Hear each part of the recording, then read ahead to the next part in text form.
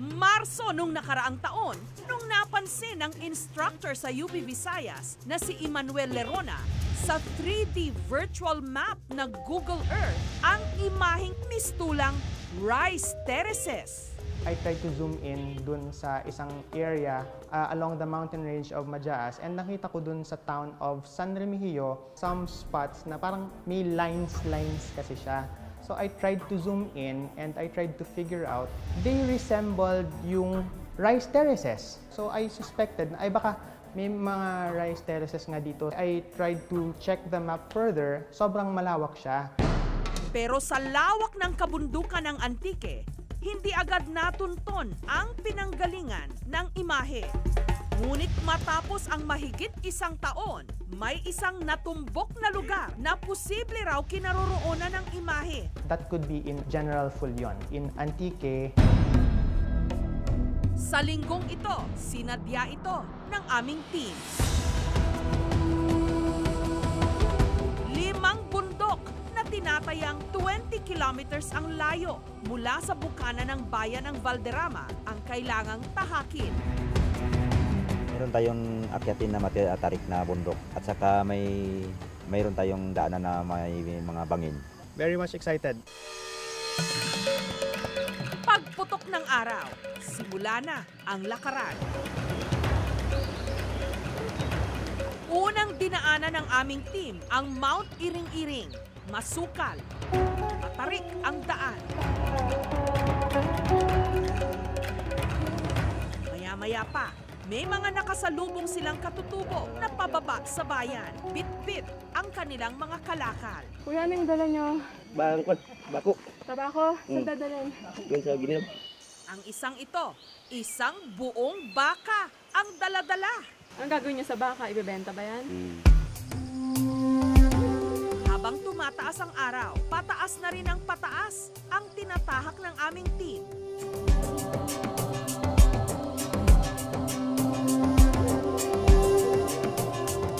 Ang kanilang paghihirap, sinusuklian naman ng makapigil hiningang view.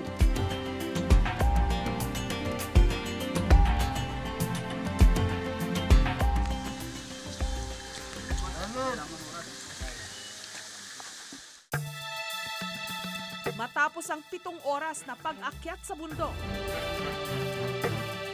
narating nila ang Barangay General Fulyon, San Remigio. At dito na tumambad ang nakamamanghang tanawing ito na ngayon lang marahil masisilayan ng publiko.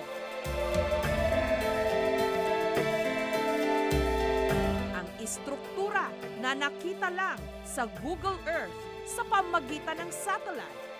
Eto, kumpirmado. Meron ngang hagdan-hagdang palayan dito sa probinsya ng Antique na tinatawag ngayong Antique Rice Terraces. Ang hirap puntahan itong lugar na to. Kung titingnan mo, talagang malayo at saka nakakabilib kung paano nabuo itong rice terraces dito sa Antique. Talagang bilib na bilib ako. For the people here to have come up with their own technology at nag-decide silang gawin itong rice terraces na to. May rice terraces din sa ibang mga bansa gaya ng China, Vietnam, at Indonesia. Sa Pilipinas, ang pinakasikat, ang Banawe Rice Terraces na may lawak na higit kumulang 10,000 ektarya. Kabilang ito sa UNESCO World Heritage Site at tinatawag ding 8th Natural Wonder of the World ng marami. Pero sinong mag-aakala na hindi lang pala sa Cordillera Region merong rice terraces sa ating bansa, pati na dito sa Antique, sa lawak na 600 ektarya.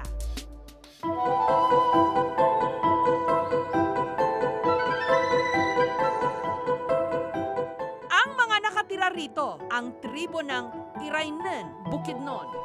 At ayon sa Provincial Agriculture Office, ang inaani raw ritong bigas ng tribo sa kanila lang nakalaan. Ito raw ang dahilan kung bakit ngayon lang nakumpirma na meron nga ritong rice terraces. So hindi yan na-highlight siguro dahil yung bundok namin dito not populated as like in the Banawe Rice Terraces. So, discover lang namin yun because of the rice program. Hindi kami makapagbenta ng palay sa bayan dahil malayo. Lalo pa ngayon, mga kabataan, mahal na magbuhat. So 50 to 300, yan ang sinisingil. Ay, yung palay mo ay bumili lang ng 500. Magkano lang natira mo? 3 beses daw kada taon kung mag-ani sila ng bigas. Kada ektarya, 40 sako ang naaani o halos 36,000 na sako kada taon. Mayaman ang lupa. Talo pa nito ang ibang mga lugar na 2 beses lang kada taon kung mag-ani ng palay. Bukod sa bigas, may tanim ding root crops at tabako ang mga katutubo. At dahil malayo sila sa kabihasnan, tanging ang kanilang mga pananim at mga alaga manok at baboy ramo ang nakukunan nila ng pagkain. Basta walang sakit lang ang katawan namin, kaya rin kahit mabigat ang trabaho namin. 700 lang ang populasyon ng barangay. Meron din ditong elementary school pero madalas walang klase dahil bibihirang makarating ang teacher na nagmumula pa sa bayan. Pero dahil malayo sila sa sibilisasyon, wala silang ospital o klinik. Ang meron, albularyo. Dito walang mga gamot maliban sa babaylan, paraan sa luya. Yan lang ang mga gamot namin dito. Ang mga ina sa bahay nanganganak. Anak ko ay 4. Mga anak ko sa bahay, nautot ko pusod ko si Lola. Kasama ko, sawa ko.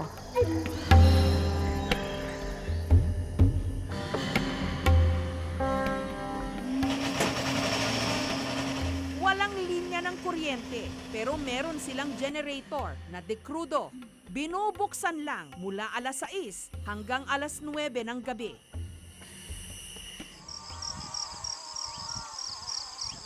Kwento ni Lola Leona Bayog, isa sa mga nakatatanda. Mga katutubong ati, yung maliliit at kulot ang buhok, ang dinatna ng kanilang tribo sa lugar. Ang tawag nga raw noon sa kanilang barangay, igkadluman o kadiliman. Daw bilang amo si tatay ang mayormente rin yagin pangayuan ka mga robrahan anda, lisensya kanda. Then panukruan ka malam. Di ana tana ang nahawidan. Amo halin ka sa taranman John nga pagto sa ana Sibring, pagto sa ana Sabuyagan, pagto Blanca.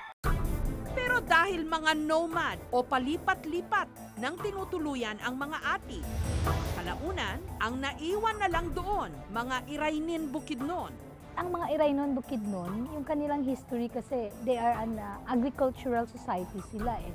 So kasi meron yung ugali yung mga Iraynon Bukidnon na mag-store ng mga seeds, no? Tapos yung mga seeds na yun ang ginagamit nila sa kanilang farming. Mas sang-ayon ako doon sa idea na it's the Iraynon Bukidnon who started the rice terraces. They know how to use the natural resources without, endangering yung next generation, tinatawag natin na intergenerational equity. Ayon sa leader ng tribo na si Julito Bayog, nasa 10 pamilya kada bundok ang nagtutulong-tulong noon para gawin itong rice terraces. Nung mga tatay ko pa, yung pinuputol yung mga kakahuyan at saka namamatay na yung kinakaingin nila, yan ang ginagawa nila yung rice terraces. Habang nagadami rin kami, dadadag rin yung mga rice terraces. At hindi lang pala sa barangay na ito, merong rice terraces. Meron pa sa bayan ng Lawaan, 2 bayan ang layo mula San Remigio. Ang nag-abiso sa amin nito, ang biodiversity researcher na si Flor Calawag. Mas madaling araw itong puntahan. This is not really a discovery but a rediscovery lang na nag-i-exist pala itong mga sinasabi nating hagdan-hagdang palayan. It so happened po na yung Antique being the province where the mountains meet the sea, ay marami pong mga kabundukan kung saan pwede po nilang taniman. So yung hagdan-hagdang palayan po ay parang innovation po ng mga Antiqueños or ng Karaya culture. Sa 40 barangay ng Lawaan, Mahigit kalahati sa mga ito may rice terraces. Yung local rice terraces po ng Lawan is since immemorial and there's no document to support na ito po ay kailan itinatag o kaya i-discover. Yung sa amin po, we are very lucky na na-discover po itong local rice terraces po sa Lawan. So it adds the additional information about the tourism prospect dito sa aming munisipyo po.